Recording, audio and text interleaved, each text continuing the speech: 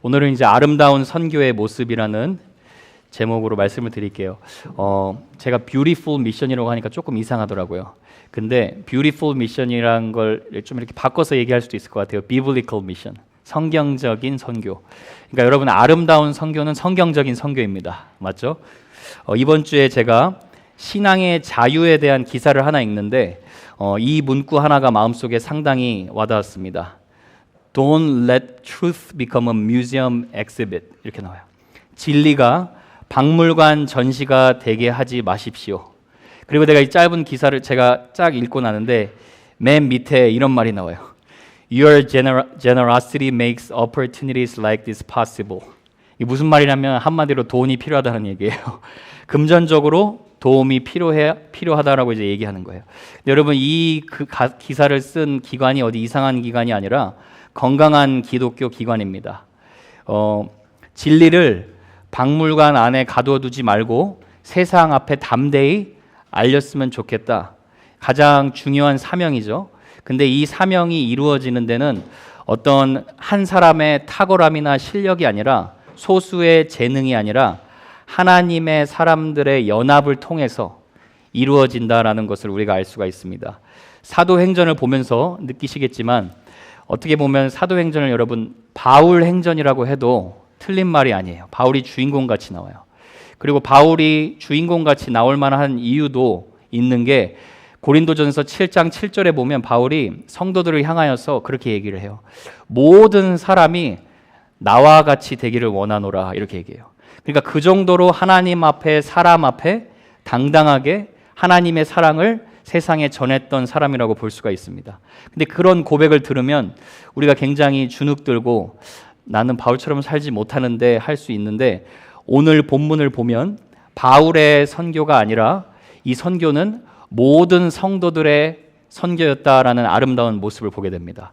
그래서 제가 오늘 본문 통해서 이 선교라는 거, 하나님이 사람을 예수 그리스도의 복음을 통해 구원하시고 죄 때문에 지옥으로 갈 수밖에 없는 영혼들을 천국 백성 되게 하시는 이 선교가 이루어지는 아름다운 과정, 이 아름다운 모습이 어떤지를 우리 본문 통해서 여러분과 살펴보려고 하는데요.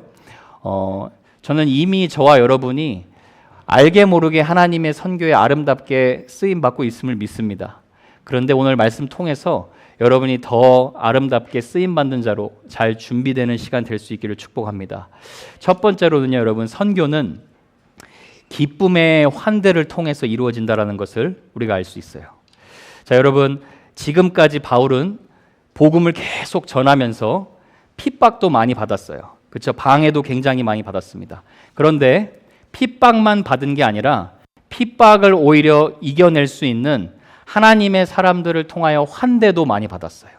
그러니까 환대는 여러분 웰컴 했다라는 말이에요. 섬김을 받았다라는 거예요. 예를 들어 사도행전 16장에 빌립보에서는 자주 옷감을 파는 장사 루디아에게 환대를 받았고, 또 데살로니가에서는 단 3주 동안 3번만 설교했는데 야손이라는 자가 바울 선교팀을 환영해서 데살로니가 교회가 탄생하는 그런 역사가 있었어요. 고린도에서도 마찬가지죠. 고린도에서도 바울이 혼자 복음을 전한 게 아니라 브리스길라 아굴라 부부를 만나서 고린도 교회가 탄생되는 그런 복된 은혜를 경험했습니다. 그래서 저는 사도행전을 여러분 성령의 기적과 표적이 많이 나타나는 성령 행전이라고도 얘기할 수 있지만, 어떻게 보면 환대 행전이라고도 얘기할 수가 있어요. 항상 하나님의 역사가 있는 곳에 환대도 같이 있었다라는 걸 보게 돼요. 오늘 그래서 본문 16절 보면 이렇게 나오죠. 가이사랴의 몇 제자가 함께 가며 한 오랜 제자 구브로 사람 나손을 데리고 가니라고 나와 있는데, 사실 여기 한국어 성경이 조금 잘못 번역됐습니다. 제가 영어 성경 원문을 그대로 보니까 보면 이렇게 나와요. Bring disciples from Caesarea. 그 가이사랴의 제자들이 나손의 집으로 어떻게 했어요? 바울 선교팀을 데리고 갔다라는 말이에요. 그러니까 바울이 나손을 데리고 간 것이 아니라 가이사랴 제자들이 바울 선교팀이 예루살렘에 도착하자마자 나손의 집으로 이들을 데리고 간 거예요. 여기서 누가가 나손이 어떤 지역 출신이라고 얘기를 하고 있죠? 구브로 출신이라고 얘기를 해요. 그리고 나손은 오랜 제자라고 얘기를 해요. Long time disciple이라고 얘기해요. 그러니까 이 말은 아마도 베드로가 복음을 전했을 때 교회가 탄생했을 오순절 당시에 구브로 지역에서 온 사람들이 있었죠. 그때 복음을 듣고 구원받은 자 중에 한 명이 아마 나손이었다라고 우리가 볼 수가 있어요. 그러니까 지금 시간이 얼마나 흘렸냐면 교회가 탄생된 후에 지금 바울이 예루살렘에 도착한 거의 25년이라는 시간이 흘렸어요. 그러니까 long time disciple, 예수님을 믿는 지 한 25년 된 성숙한 신앙인이었다라는 거예요. 그런데 이 성숙한 신앙인이 어떤 사람이었냐? He was the man of hospitality였어요. 환대를 할 줄 아는 사람이었어요. 다른 사람, 하나님의 사람을 섬길 수 있는 그런 사람이었어요. 여기서 여러분 흥미로운 점이 뭐냐면 가이사랴 제자들이 바울 선교팀 예루살렘에 도착해서 나손에게 내가 나손 당신 집에 데리고 가도 돼요? 라고 묻지도 않아요. 그냥 내리자마자 나손의 집에 이 선교사님들과 선교팀을 모시고 섬기는 거예요. 약간 나손의 집에서 우리 선교사님들 머무는 게 필수 코스다. 이런 식으로 지금 전통이었다는 걸 볼 수가 있죠. 여러분, 앞으로 저는 우리 교회에 이런 환대 문화가 곳곳에서 일어나기를 축복합니다. 제가 신학생 시절에 여러분 1학년 때부터 꼭 1년에 한두 번씩은 미국 목사님들 크리스찬 세미나나 컨퍼런스를 가요. 그러면은 제가 참 신기했던 것 중에 하나가, 물론 말씀을 통해서도 많이 배우지만 컨퍼런스에서 예를 들어 컨퍼런스를 여는데 어떤 지역 교회에서 컨퍼런스를 한다. 그러면은 성도님들이, 그 교회의 성도님들이 다 사인업을 해요. 집사님들이 사인업을 해요. 무슨 사인업을 하냐? 자기네들이 앞장서서 신학생들, 선교사님들, 또 목사님들, 아프리카에서, 아시아에서, 유럽에서 온 선교사님들 섬기겠다고 사인업을 해요. 여러분, 미국이 개인주의가 심하다고 얘기를 하는데 미국 사람도 여러분 예수님 만난 사람은 전혀 그렇지 않아요. 예수님 믿는 분들은요, 환대의 문화가 삶에 배어 있어요. 그래서 제가 컨퍼런스 갔을 때 백인 부부 집에서 머물렀어요. 마치 기다렸다는 듯이 아무렇지도 않게 동양인 다 섞여 있어요. 그래서 가는데 본인이 얼마나 행복해 하시던지. 너무 웃겼던 게 컨퍼런스가 3일이면요 제가 한 집사님 집에서만 머무는 게 아니에요. 왜냐하면 집사님들이 서로 목사님들, 선교사님들, 신학생들 섬기겠다고 자기네들이 다 사인업 해놔가지고 제가 첫날에는 이 집사님에서 머물고 둘째 날에는 또 저기 백인 부분에서 머물고, 그래서 제가 돌아가면서 머물러요. 그래서 여러분, 제가 그런 생각이 들었어요. 집에 돌아가면서 하나님 나라에서 서로 섬기고 환대하는 모습이 이런 모습이겠구나라는 생각을 했어요. 여러분, 저는 우리 교회 여러분의 집 하나님의 사람들을 위해 활짝 여는 환대의 문화가 임하기를 축복합니다. 여러분, 선교의 꽃은 당연히 하나님 나라의 복음을 분명하게 전하는 거예요. 그런데 복음이 전해질 수 있는 이유 중에 하나가 무엇이냐? 환대의 은혜가 있었기 때문이에요. 바울이 가는 곳마다 바울을 섬겨주는 오픈도어, 환대의 은혜가 있었어요. 누가 자주 옷감 장사 루디아 기억합니까? 바울만 기억하죠. 근데 바울이 루디아 옷감 장사 그 사람에게 환대받지 않았으면 빌립보서, 오늘날의 빌립보서는 존재하지 않아요. 여러분, 바울이 브리스길라 아굴라 부부에게 환대받지 않았다면 오늘날 기가 막힌 고린도 전후서는 존재하지 않아요. 여러분, 뒤에서 여러분이 비하인드 씬에서 하나님을 섬기는 거 하나님이 다 알고 계십니다. 여러분, 이번에 우리가 과테말라 선교팀이 과테말라에 가지만 결코 저희가 주인공으로 가는 게 아니라 저와 여러분이 함께 선교에 동참하는 것인 줄로 믿습니다. 여러분, 성경은요, 환대를 웰컴하는 거, 친절한 행위로만 얘기하지 않고 믿음의 증거로 얘기하시는 거 아세요? 여러분, 믿음의 조상하면 누가 생각나세요? 아브라함이 생각나죠.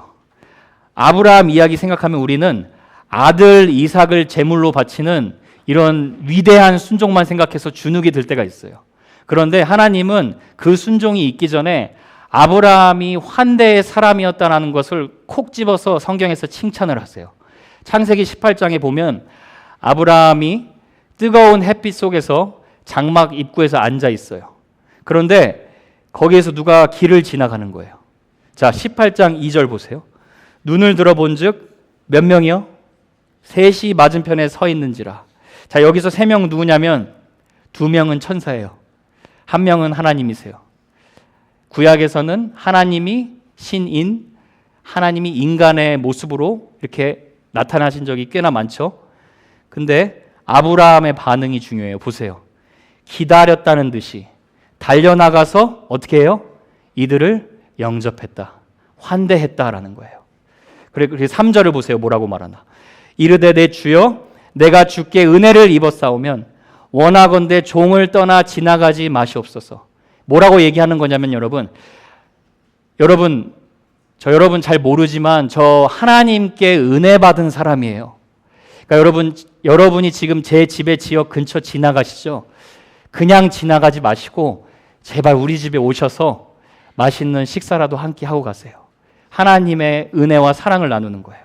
그래서 아브라함이 얘기를 해요. 아내와 사라한테 당신은 떡 만드세요. 그리고 종한테는 송아지 잡아서 줍니다. 근데 종의 또 반응이 기가 막힌 게 누가 왔습니까? 묻지도 않아요. 척하면 척이에요. 송아지 주자마자 급히 요리를 한지라 이렇게 나와요. 이 3절 보세요. 7절 보세요. 기름 좋고 좋은 송아지를 잡아 하인에게 주니 뭐예요? 말할 필요가 없어요. 바로 급히 요리를 하는 거예요. 무슨 말이냐? 아브라함 집안 자체가 하나님의 사람들 또 사람들 지나가는 나그네를 섬길 수 있는 환대의 문화가 흐르고 있었다라는 거예요. 그리고 하나님이 자기 하나님이심을 밝히시고 식사를 맛있게 한 후에 뭐라고 얘기하시냐? 너 내년 이맘때쯤에 네가 아들 이삭을 반드시 가질 것이다. 축복하세요. 우리가 모르게 베푸는 따뜻한 환대 속에 하나님의 축복을 다시 한번 약속받는 은혜로 이어진다라는 거예요. 사랑하는 여러분, 환대라는 것은요, 사실 하나님을 영접할 준비가 되어 있다라는 믿음이에요. 성령에 충만한 사람은 사랑이 충만한 자죠. 어떤 목사님이 이런 글을 썼더라고요. 악한 영에 사로잡힌 자는 보이는 형제는 미워하면서 보이지 않는 하나님은 사랑한다고 한다. 반대로 얘기하면 성령에 사로잡힌 사람은요, 보이지 않는 하나님을 사랑하기 때문에 보이는 사람, 형제, 자매를 환대하고 사랑할 수 있는 것인 줄로 믿습니다. 여러분 한 말씀만 더 보세요. 히브리서 12장 28절에 보면 이렇게 나와요. 믿음의 조상들에서 히브리서 11장에 쫙 설명을 하고 그리고 믿음의 사람들이 어떻게 사는지를 히브리서 12장에 설명을 하는데 마지막에 이 사람들을 이렇게 권면을 하죠. 우리가 흔들리지 않는 하나님 나라를 받았은즉 이로 말미암아 경건함과 두려움으로 하나님을 기쁘시게 섬겨라 권면을 해요. 근데 하나님을 기쁘시게 섬긴다는 의미가 어떤 의미일까요? 바로 다음 장에 나와요. 보세요. 형제 사랑하기를 계속하고 손님 대접하기를 잊지 말라. 이로써 부지중에 천사들을 대접한 이들이 있었느니라. 누구예요? 아브라함을 얘기하는 거예요. 그러니까 여러분 환대는 하나님을 영접할 준비, 하나님을 기쁘게 섬기는 것과 동일하다라는 거예요.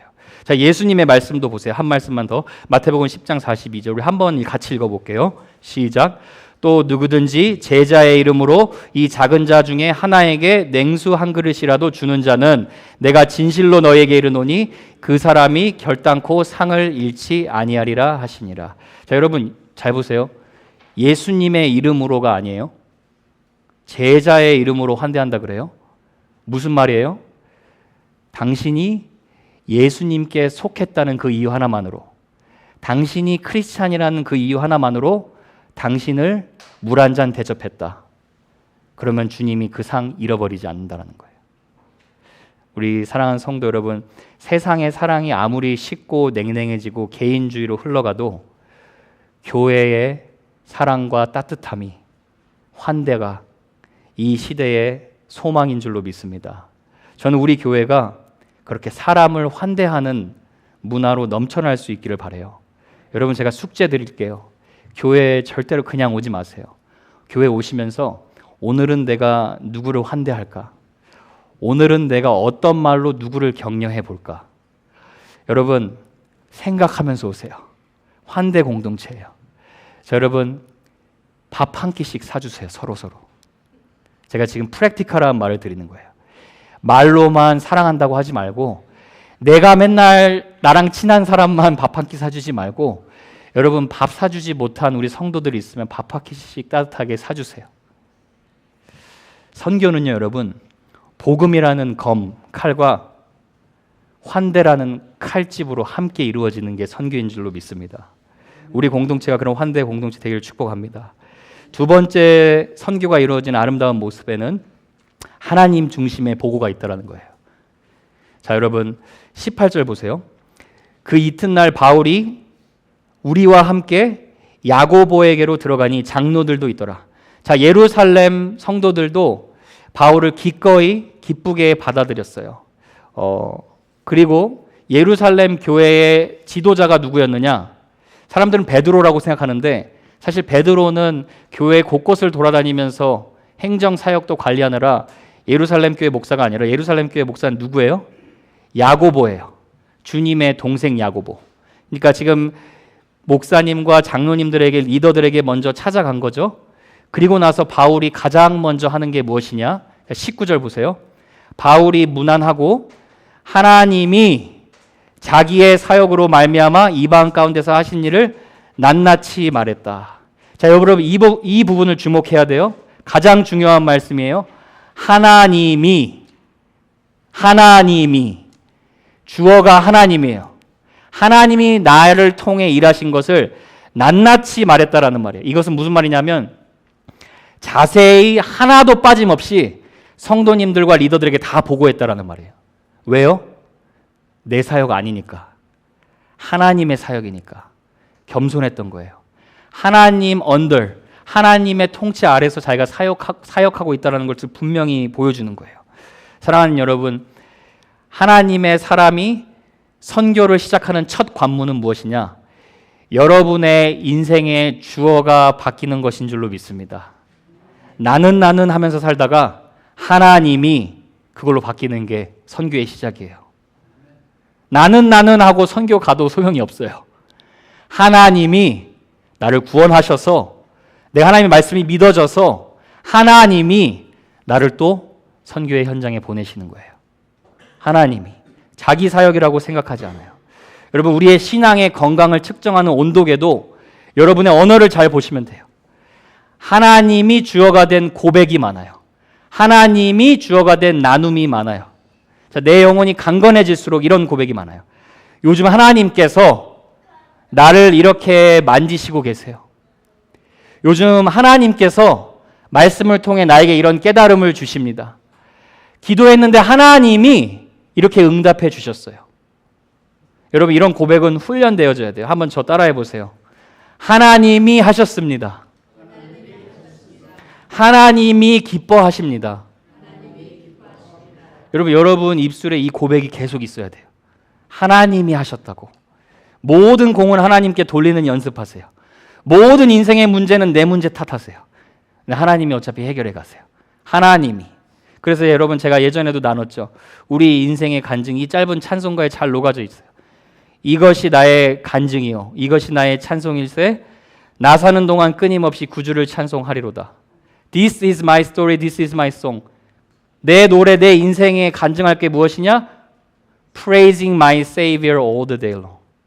주님이 나의 구원자요 날마다 모든 순간에 주님이 나의 주님이신 게 저와 여러분의 인생의 스토리인 줄 믿습니다. 주어를 혼동하지 마세요. 주어를 혼동하는 건 종교가 돼요. 기억하세요. 제가 새벽기도 때도 한번 말씀드렸어요. 하나님이 나를 위해 존재한다. 그러면 종교예요. 내가 하나님을 위해 존재합니다. 그러면 복음이에요. 그래서 주어가 혼동되면 안 돼요. 제가 이거 허락받고 여러분에게 말씀드립니다. 한 청년이랑 최근에 이야기하는데 우리 교회 청년이에요. 이 친구가 하나님이 참 터치해 주셨구나 하는 생각이 들었어요. 일단 믿음이 달라지니까 언어가 달라지더라고요. 다른 청년이 이 친구한테 그런 얘기를 해요. 너 옛날에는 맨날 내 상황이 이래서 내 환경이 이래서 그랬잖아. You always say my circumstance, my situation like this. 근데 이 친구가 언어가 바뀌었어요. 마지막에 뭐라고 얘기하냐면 내 상황이 이러고 내 환경이 이렇게 힘든데 But God will 이렇게 얘기해요. 그런데 하나님이 하실 것이다 이렇게 얘기해요. 제가 그 두 마디에 얼마나 감동했는지 몰라요.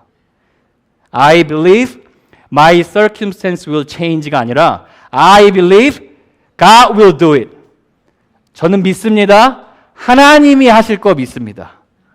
하나님이 내 인생 알아서 해주실 거 믿습니다. 그게 할렐루야예요. 여러분 이 고백이 사실 마귀를 벌벌 떨게 하는 믿음이에요. 하나님이 하신다. 하나님이 나를 붙드시고 너도 붙드신다. 사랑하는 여러분, 하나님이 주어인 인생 살면 앞으로도 사막의 강내시는 하나님을 기대하는 인생으로 살 수 있을 줄로 믿습니다. 인도 선교의 아버지인 윌리엄 캐리 선교사님이 이런 말을 하셨어요. 하나님으로부터 위대한 것들을 기대하라. Expect great things from God. Attempt great things for God. 하나님을 위해 위대한 것들을 시도하라. 그리고 이분이 어떤 삶을 살았냐? 19살 때 예수님 영접하고 만났어요. 14년 동안 그 이후로 지역 교회를 섬깁니다. 그리고 나서 인도 선교사로 파송받아서 73세에 인도에서 세상을 떠나셨어요. 제가 지난번에 인도 가서 콜카타라는 지역에서 이 무덤 묘비 못 본 게 너무나 아쉬워요. 선교사님 무덤 묘비를 보고 싶었는데 왜냐하면 좀 억울했던 게 타지마을의 그 공주 무덤은 무슨 대궁궐같이 다 만들어 놓고 이 선교사님 묘비 가니까 먼지가 다 쌓여 있고 신경도 안 쓴대요. 근데 여러분 이분이 마지막 때 묘비에 남기고 싶은 한마디를 인도에서 묻히시면서 이렇게 남기셨어요. 보세요. 가엾고 비천하고 연약한 벌레 같은 나 주님의 친절한 팔에 안깁니다. 하나님의 영광만이 마지막까지 드러나길 원했던 삶을 살았어요. 여러분 인생의 육체는 풀과 같습니다. 금방 지나갑니다. 세상의 평가, 사람의 평가도 다 사라집니다. 근데 저와 여러분의 삶을 통해 저와 여러분의 고백과 나눔을 통해 오직 하나님의 영광만이 드러나는 것이 선교임을 믿습니다. 이런 선교적 존재로 살아갈 수 있는 게 저와 여러분인 줄 믿습니다. 마지막으로 세 번째, 공동체의 하나됨을 위해 자기 권리를 포기하는 바울을 보게 됩니다. 자, 20절 보면 바울이 하나님 중심으로 이렇게 간증을 하니까 20절에 뭐라고 나와요? 그들이 듣고 하나님께 영광을 돌렸다. 성령 안에 살아가는 사람은 알아요. 하나님이 부각되는 간증을 하면 하나님만이 기뻐 영광 받으세요. 그리고 하나님께 영광을 돌려요. 자, 여기까지는 여러분 참 좋은 굿뉴스예요. 근데 이제 좀 문제가 생겨요. 예루살렘 교회가 어느 순간 거의 지금 25년이 지난 교회예요. 좀 이렇게 차가워지기 시작했던 것 같아요. 은혜의 복음이 이렇게 식고 율법을 강조하는 그런 일이 일어났던 것 같아요. 그래서 부정적인 뉴스를 전하는데 그 뉴스가 뭐냐면 예루살렘 교회에 수만 명의 유대 그리스도인들이 있어요. 근데 지금 이 유대 크리스찬들이 바울을 오해하고 있다는 거예요. 왜 오해하고 있냐? 여러분 사도행전 15장에 제루살렘 카운슬, 예루살렘 공회에서 내렸던 결정 기억나세요? 자꾸 유대 사람들이 이방인 크리스찬들에게 너 우리처럼 할례 받고 유대 관습을 따라야 너도 진짜 그리스도인이야 이렇게 계속 속였었죠. 그래서 바울이 얘기를 했죠. 사람이 깨끗해지는 것은 그렇게 겉으로 할례 받는 게 중요한 게 아니라 마음에 할례 받는 게 중요하다. 오직 우리 주 예수 그리스도의 십자가를 믿는 믿음으로만 구원받는다. 분명하게 얘기했어요. 그러니까 그 전통은 유대 그리스도인들이 하나님이 드러나기 위해 하나님의 영광을 드러날 수 있다면 그거 자유롭게 하라. 그렇게 얘기했어요. 그런데 이제 오해한 거예요. 유대인들한테 할례도 받지 말고 모세 율법도 따르지 말게 했다고 지금 사람들이 다 오해한 거예요. 여러분 인간이 원래 연약한 점이 있어요. 항상 듣고 싶은 대로 듣고 해석하고 싶은 대로 해석을 해요. 성령님이 매일 함께 조명해 주셔야만 하나님의 뜻을 잘 알 수 있어요. 그런데 이제 얘기를 하는 거예요. 너가 우리 방식으로 똑같이 너도 다시 율법을 지켜라, 할례를 받아라 이 얘기를 하는 거예요. 자, 여러분, 제가 여기서 이 부분 하나 분명하게 짚고 넘어가야 될 것 같아요. 지금 은혜의 복음을 예루살렘 교회가 오해하고 있어요. 그렇죠? 바울도 오해하고 있어요. 여러분, 은혜의 복음을 우리가 분명하게 이해해야 되는데, 자, 제가 은혜의 복음에 반대되는 세상의 가르침을 두 가지를 말씀을 드릴게요. 첫 번째는 잘못된 가르침이에요. 첫 번째는 율법주의예요. 리걸리즘이라고 얘기해요. 자, 율법주의적 신앙은 어떤 신앙이냐면 마음이 변화돼서 하나님을 사랑하는 게 아니라 겉으로 보여지는 행위로 사람들의 믿음을 판단하는 게 기준이 돼요. 그래서 율법주의에 사로잡히면 잘 보세요. 예수님의 십자가를 믿는 믿음이 그 사람의 믿음을 결정하는 게 아니라 내가 신앙생활하는 행위로 사람들을 판단하고 정죄해요. 이게 율법주의 신앙이에요. 그러니까 앞서 나온 문제예요. 할례를 꼭 받아야만 너가 진짜 크리스찬이야. 자, 여러분, 한국식으로 말하면 이런 거예요. 새벽 기도 해야만 너가 온전한 크리스찬이야. 새벽 기도 분명히 하면 좋죠. 근데 새벽 기도 해야만 온전한 크리스찬이야. 그러면 이제 율법주의가 돼버리는 거예요. 자, 율법주의는 은혜가 아니라 내가 앞서요. 그래서 갈라디아 교회에서 그런 일들이 일어났어요. 율법주의 때문에 교회가 분열되기 시작했어요. 기억나시죠? 너희가 어떻게 성령으로 시작해서 육체로 마치려고 하느냐. 자, 이게 율법주의예요. 근데 율법주의의 또 극단적인 반대가 뭐냐? 율법 폐기주의라고 얘기를 해요. 이걸 안티노미니아니즘이라고 얘기하는데 영어로 그냥 no law라는 뜻이에요. 이 말은 무슨 말이냐? 난 은혜로 구원받았으니까 하나님의 율법 상관없다 더 이상. 대가를 치르지 않는 거짓 믿음을 말해요. 제가 어제 그리스도인의 양심 선언이라는 책을 읽는데 미국도 한국도 모든 교회가 힘을 잃어버리는 이유 중에 하나가 무엇이냐? 복음을 마치 무료 화재 보험용으로 워터다운해서 가르쳤다라는 거예요. 그래서 성도들이 그런 복음을 10년, 20년 들어서 아무런 변화가 없으니까 교회가 세상에 조금 더 변화를 끼치지 못한다라는 거예요. 이 복음이 무엇이냐? 예수님 믿으면 그냥 이제 나머지는 일단 복음은 천국 티켓은 따놓은 당상이니까 그냥 하나님 말씀 그냥 알아서 무시하고 살면 돼. 이렇게 얘기한다는 거예요. 이게 율법 폐기론자예요. 제가 여러분 참 신기한 게 우리 사람이 참 영악한 게 여러분, 제가 은혜의 복음을 이렇게 가르치면 우리 아이들한테 좀 가르치잖아요. 그럼 애들이 참 똑똑해요. 너 예수님 믿고 너가 죄 지어도 너가 죄 지은 거 하나님 앞에 분명하게 고백하면 하나님이 항상 용서해 주실 거야. 이렇게 분명하게 가르쳐 줬어요. 그랬더니 우리 아이 중에 하나가 저한테 얘기를 해요. 그러면 나 어차피 용서해 주니까 맨날 죄 져야겠네. 이렇게 얘기를 해요. 여러분, 이게 웃긴 것 같은데 율법 폐기론자예요. 네. 인간의 마음이 그래요. 우리도 그래요. 우리도 이런 모습 많아요. 하나님은 어차피 용서해 줄 건데 뭐 또 하지 뭐. 근데 여러분, 바울이 전한 은혜의 복음이 이런 복음이 아니었어요. 자, 로마서 6장 15절에 보면 혹시 말씀 있나요? 네, 한번 보세요. 같이 한번 읽어볼게요. 시작. 그런즉 어찌하리요? 우리가 법 아래 있지 아니하고 은혜 아래에 있으니 죄를 지으리요? 그럴 수 없느니라. 죄를 habitually 내가 원하는 대로 마음대로 지을 수 없다라는 거예요. 그런 존재가 아니. 법은 묶인 관계예요. 죄 지으면 심판이에요. 근데 우리는 법 아래 있지 아니하고 어디 아래 있어요? 은혜 아래 있다라는 거예요. 그래서 죄를 절대로 habitually 습관적으로 의도적으로 짓지 않아요. 그 이유가 나와요. 16절 보세요. 자, 너희 자신을 종으로 내주어 누구에게 순종하든지 그 순종함을 받는 자의 종이 되는 줄을 너희가 알지 못하느냐. 자, 너희가 너의 삶을 드리는 그것에게 너희가 종이 된다. 근데 그건 죄의 종이었어요. 그런데 은혜 아래 있는 자는 누구의 종이에요? 순종의 종이 됐다라는 거예요. 예수님 믿는 사람은 내가 억지로 죄 안 지어야지가 아니라 이제 하나님의 말씀을 믿고 따르는 게 당연해진 거예요. 자유함을 얻은 거예요. 이 순종의 종이 됐다라는 거예요. 그래서 우리가 크리스찬이 되면 새로 born again, 태어났다라고 얘기하는 거예요.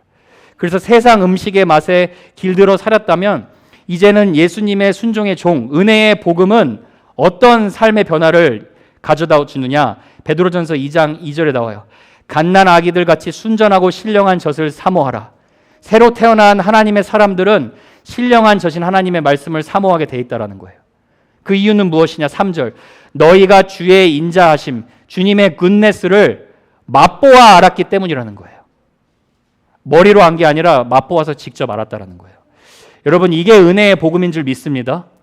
은혜의 복음은요, 여러분, 나 변화시키지 못한다. 거짓 복음이에요. 은혜의 복음은 고린도후서 10장 5절의 말씀처럼 저와 여러분이 하나님을 대적하는 모든 생각을 사로잡아서 그리스도께 복종케 하는 진짜 하나님의 능력인 줄로 믿습니다. 그게 십자가의 능력이에요. 그 바울의 삶이 이 은혜의 복음에 변화된 사람이었기 때문에 이 세 가지가 항상 일치했어요. 예수님을 사랑했어요. 바울은 영혼을 사랑했어요. 그래서 교회 공동체를 사랑했어요. 그래서 교회 공동체가 바울을 오해해서 장로들이 제안을 한 거예요. 20절부터 23절까지 시간상 제가 다 읽지 못하고 정리를 할게요. 지금 마침 4명의 유대인 그리스도인들이 나실인 서약을 하고 있으니까 포도주를 안 먹죠. 머리를 기르죠. 그리고 세 번째는 더러운 것을 대지 않는, 그러니까 내 영혼을 지키기 위한 나실인 서약하고 있으니까 너도 가서 서약해라. 그러면 오해하고 있는 크리스찬들이 너도 하나님의 율법, 하나님의 말씀을 지키는 자인 줄 알 거야. 그럼 여러분, 바울은 기분 나쁘잖아요. 바울이 누구보다도 나실인 서약을 혼자 하나님 앞에서 지켰던 사람이에요. 그럼 기분 나쁠 수 있는데 바울이 어떻게 하느냐? 네가 뭔데 나한테 나실인 서약하냐? 한마디 하지 않고 그대로 장로님들의 제안을 그대로 따라서 순종해요. 가서 대신 그 사람들 나실인 서약 끝나면 보통 여러분 하나님께 성전에 들어가서 감사 제사를 올려드리거든요. 그럼 돈도 많이 내야 돼요. 그 돈까지 네가 내줘라 했더니 내가 내겠다고 하고 내줘요. 그게 마지막 말씀 26절이에요. 26절 한번 보세요. 바울이 이 사람들을 데리고 이튿날 그들과 함께 결례를 행하고, 결례 행했어요. 성전에 들어가서 각 사람을 위하여 제사 드릴 때까지의 결례 기간이 만기된 것을 신고하니라. 성전 제사 비용 다 바울이 드린 거예요. 여러분, 제가 왜 이 이야기를 드렸냐?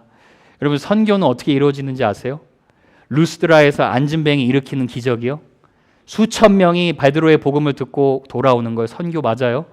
근데 진짜 선교의 핵심은 복음을 전하고 사람이 구원받고 one person at a time, 한 사람이 한 사람씩 구원받고 그 사람이 공동체로 세워지고 교회가 곳곳에 굳건하게 세워지는데 우리 삶을 드리는 것이 진짜 선교인 줄로 믿습니다. 그래서 바울의 기쁨은 여러분, 내가 하는 사역과 내가 경험한 하나님이 아니라 우리가 함께 경외하고 경배해야 할 하나님께 더 가 있었어요. 그래서 자기 권리 포기한 거예요. 그래? 나 때문에 공동체 사람들이 오해하고 있어? 그래, 나 때문에 사람들이, 믿음이 연약한 사람들이 약해질 수 있어? 그럼 내가 공동체에 거치는 자가 되지 않을 거다 하고 모든 거 양보하고 자기가 직접 자기 자신을 드린 거예요. 자, 여러분, 시편 67편 보면 성도의 삶이 무엇인지 분명하게 보여주는 신앙 고백이 나와요. 자, 보세요, 여러분. 저는 이게 선교적인 말씀으로 다가와요. 하나님은 누구에게 은혜 베푸십니까? 나 아니에요. 우리예요. 그리고 하나님의 얼굴빛을, 하나님의 은혜를 누구에게 또 비추세요? 우리에게. 잘 보세요. 하나님이 여러분에게 은혜를 비추셨어요. 그럼 이제 거기서 끝나는 게 아니라 어떻게 이어집니까? 주님의 길, 주님의 도를 땅 위에 예수님의 구원을 모든 나라에게 알리소서. 그러니까 하나님의 복음은 결코 개인의 유익으로 끝나는 것이 아니라 온 땅에 하나님의 축복을 전하는 것으로 이어진다라는 거예요. 사랑하는 여러분, 언젠가 시간이 지나서 몇만 명 되던 예루살렘 교회도 은혜의 복음이 식어져서 이렇게 되었어요. 그러나 그 은혜가 식어진 교회에 다시 은혜에 불 붙이기 위해 바울 한 사람이 다 양보합니다. 여러분, 진짜 공동체가 세워지는 은혜, 선교가 이루어지는 은혜는 누구를 통해 시작되느냐? 한 사람. 내가 공동체의 유익과 하나님의 영광을 위해서 내가 손해보겠습니다. 이렇게 고백할 수 있는 그 한 사람 통해서 하나님이 하나님의 선교를 계속해서 이루어 가실 줄 믿습니다. 저는 개인적으로 여러분에게 말씀드리고 싶어요. 매주마다 우리 은혜로운 예배 드리도록 헌신해주는 찬양팀 너무나 감사합니다. 예배와 목회자를 위해서 기도해 주시는 성도님들 한 분 한 분 너무나 감사해요. 그리고 웰컴팀, 주방에서 우리 교회는 한 사람도 빠짐없이 다 봉사하시죠. 봉사하는 우리 성도님들 너무나 감사해요. 그리고 우리 주일학교를 위해 어린 영혼 섬기는 우리 자매 너무 감사하고, 재정 관리해 주는 우리 청년 형제 너무 감사하고, 여러분 작은 것 같지만 이 하나하나의 헌신이 하나님의 선교를 이루어 가시는 것인 줄 믿습니다. 이게 하나님의 계획이었어요. 교회 공동체가 하나님의 선교를 감당하는 거. 그리고 마지막 요한복음 17장 보면 예수님이 이런 기도를 하세요. 내게 주신 영광을 내가 그들에게 주었사오니 이는 우리가, 누구예요 우리가? 성부 하나님 아버지, 성자 예수님, 성령 하나님, 우리가 하나가 된 것 같이 그들도 하나가 되게 하려 함이니라. 그렇게 하나가 돼서 온전함을 이룰 때 마지막 23절에 하반부 보면 뭐라고 나오죠? 세상으로 하나님이 우리를 사랑하신 것을 알게 할 수 있다라는 거예요.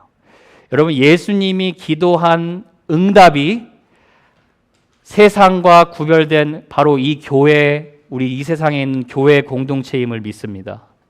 제가 말씀을 맺겠습니다. 이 세상 떠나면 끝나는 거 아니에요. 죽음 아니면 영원한 생명이 있어요.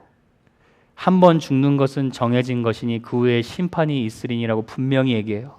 하나님이 여러분을 창조하셨어요. 하나님이 여러분 사랑하세요.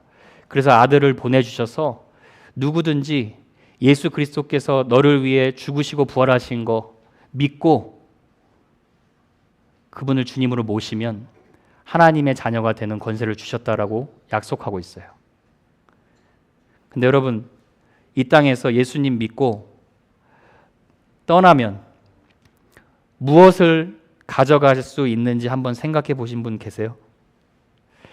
여러분의 그 불편한 몸, 그거 놓고 가요. 가서 영광스러운 몸을 받으실 거예요. 아프신 분들에겐 위로가 돼요.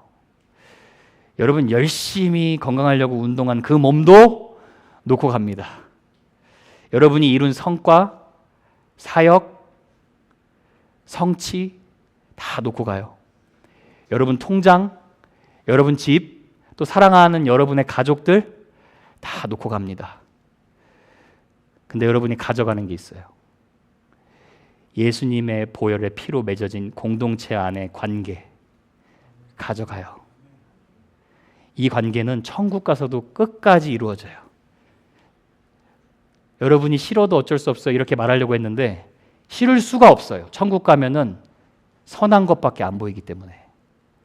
여러분, 아름다운 선교를 위해 하나님의 사람들 환대하시길 바랍니다. 하나님 중심의 나눔이 우리 공동체 가운데 풍성하게 있기를 소원합니다. 공동체 하나됨 위해 내 퍼스널 권리, 라이도 포기하고 손해도 좀 보세요.